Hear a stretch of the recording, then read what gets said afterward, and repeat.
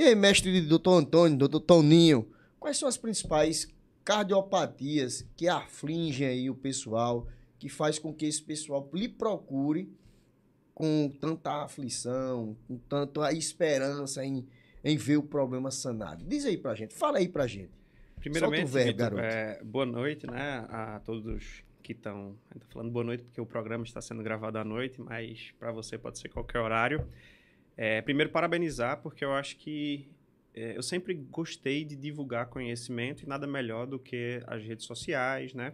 E os podcasts, eu acho que, de certa forma, eles têm como ser uma conversa mais informal, às vezes faz a gente conseguir falar uma linguagem mais popular. Então, em termos de informação, eu acho que aqui tem muito a acrescentar na vida da população. Então, eu parabenizo realmente porque, pô, uma estrutura bem bacana. São poucos que realmente se importam em fazer esse tipo de novidade, né, para informar cada vez mais. Então, assim, a principal doença, na verdade, porque as cardiopatias, na maioria das vezes, são consequências de alguma doença, né? Então, quando você tem, às vezes, aquele coração inchado, aquele coração crescido, já naquele estágio final, na maioria das vezes foi consequência de uma doença anterior. Ou de uma hipertensão, uma pressão mais alta, ou de um diabetes, ou então de obstruções arteriais, né, as artérias do coração entupida. Então, tudo isso vai culminando no final para o coração ficar com problema. Mas, sem sombra de dúvida, o carro-chefe do consultório é a hipertensão arterial. É o que mais as pessoas, às vezes, se preocupam, né? Que é a popular pressão alta.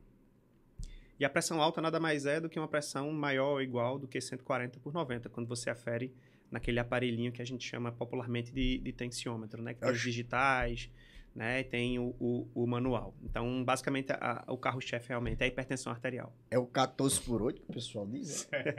É o pessoal, você vai na O farmácia, objetivo, na maioria das vezes, é ficar no 12/8. 12/8, né? Então, Mas acima de 14... você já acima ou igual.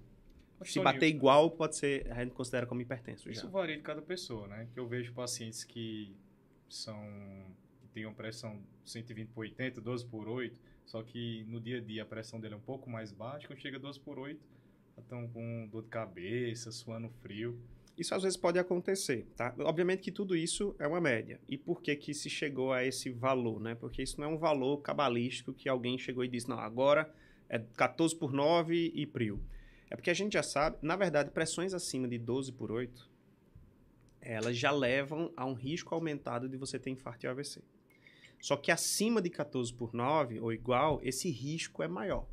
Então, por isso que se chegou a esse estudo. Fizeram um estudo com muita gente e viu, ó, muita gente que está com 14/9, 15/9, está começando a infartar. Então, por isso que chegou nesse valor. Pressões ideais, pressão ideal que a gente fala, no geral é abaixo de 12/8.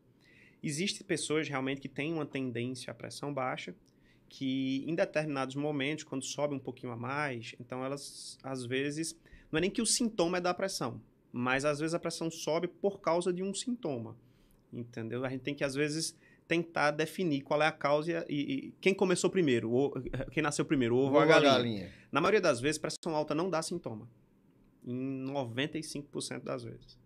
O que acontece é que, primeiro, como você não verifica no seu dia a dia, você só verifica quando está sentindo alguma coisa.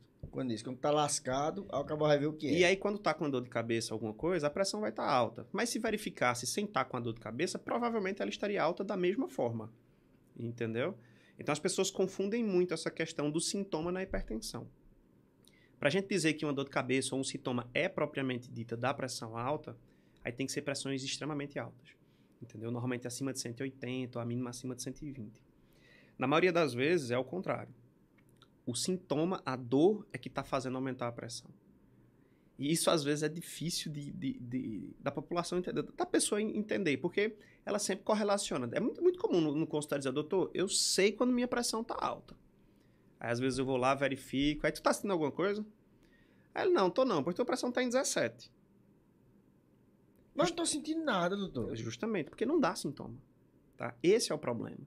Só que como é aquele negócio de causa e efeito, né?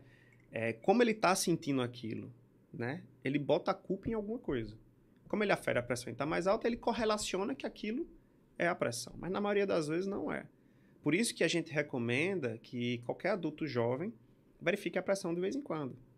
Tá? Geralmente pacientes acima de 30 anos, né? E principalmente quando está acima de 40 anos, que é onde a incidência de pressão alta ela é bem maior. Então a gente orienta que sempre verifique. Vou começar